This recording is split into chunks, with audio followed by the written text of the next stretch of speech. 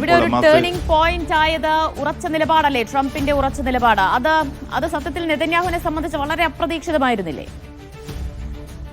ദിവ്യ, തീർച്ചയായിട്ടും. കാരണം കഴിഞ്ഞ ദിവസം വൈറ്റ് ഹൗസിൽ നടന്ന കൂടിക്കാഴ്ചയിൽ നെതന്യാഹു കരുതിയത് ഈ 20 പദ്ധതി അപ്പടി തന്നെ ഹമാസ് അംഗീകരിച്ചു കൊള്ളണം, അത്തരമൊരു നിർബന്ധമായിരിക്കും ട്രംപ് ചുമത്തുക എന്നതായിരുന്നു. അങ്ങനെ ഒരു തീരുമാനം തന്നെയാണ് തിരിച്ചെത്തിയ തെല്ലവീവിൽ ഇറങ്ങിയ നെതന്യാഹു പ്രകടിപ്പിച്ചത്. അതായത് ഒരു ഭേദഗതിയും ഈ വ്യവസ്ഥയിൽ വരുത്താൻ അനുവദിക്കുകയില്ല, ഈ പൂർണ്ണമായി നിലവിലുള്ള അതേ അവസ്ഥയിൽ തന്നെ ഈ ഒരു പദ്ധതി ഹമാസ് നേതൃത്വം അംഗീകരിച്ചു കൊള്ളണം, അതിൽ ചർച്ചക്കുള്ള ഒരു സാധ്യത പോലും ഇല്ല എന്ന് പ്രതികരിച്ച നെതന്യാഹുവിന് ഒരു ഇരുട്ടടി പോലെയാണ് ഇന്നലെ രാത്രി ഔദ്യോഗികമായിട്ടുള്ള ട്രംപിന്റെ പ്രതികരണം ഉണ്ടാക്കിയിരിക്കുന്നത്.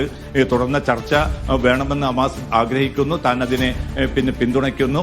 ഹമാസ് സുസ്ഥിരമായിട്ടുള്ള ഒരു സമാധാനമാണ് ഹമാസ് ഗസയിൽ ആഗ്രഹിക്കുന്നത്, താൻ അതിനെ പിന്തുണയ്ക്കുന്നു എന്ന് പറഞ്ഞുകൊണ്ട് ഹമാസിനെ, കാരണം ഹമാസ് എന്ത് എന്നത് നമ്മൾ ഓർക്കണം, അമേരിക്കയുടെയും ഇസ്രായേലിന്റെയും ഭാഷയിൽ ഹമാസ് എന്നത് ഏറ്റവും വലിയ ഭീകര സംഘടനയാണ്.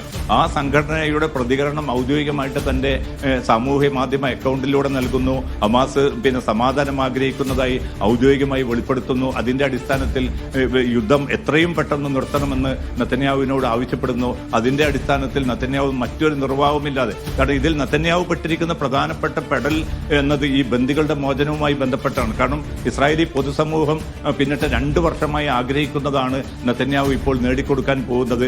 ഈ ബന്ദികളെ ഇത്രയും കാലം ഒരാഴ്ചക്കകം യുദ്ധം അവസാനിപ്പിക്കുമെന്ന് ഗസയിലേക്ക് ഇറങ്ങിത്തിരിച്ച സൈന്യമാണിത്. അതോടൊപ്പം തന്നെ ഇത്രയും 2 വർഷമായിട്ടും ഈ ബന്ദികളെ ജീവനോടുകൂടി കണ്ടെത്താൻ ഇതുവരെ ഒരു ബന്ദിയെ പോലും കണ്ടെത്താൻ സാധിക്കാത്ത നിസ്സഹായത ഒരു ഭാഗത്ത്. അത്തരമൊരു ഘട്ടത്തിലാണ് ഹമാസ് ഈ ബന്ദികളെ വളരെ രഹസ്യമായിട്ട് ഒളിപ്പിച്ചു വെക്കുകയും അവിടെ നിന്ന് ഈ ഗസ സിറ്റിയിലും പരിസരങ്ങളിൽ നിന്നും ഈ സൈന്യം പിന്മാറുന്ന ഒരു ഘട്ടത്തിൽ ഈ ബന്ദികളെ അവർക്ക് കൈമാറും.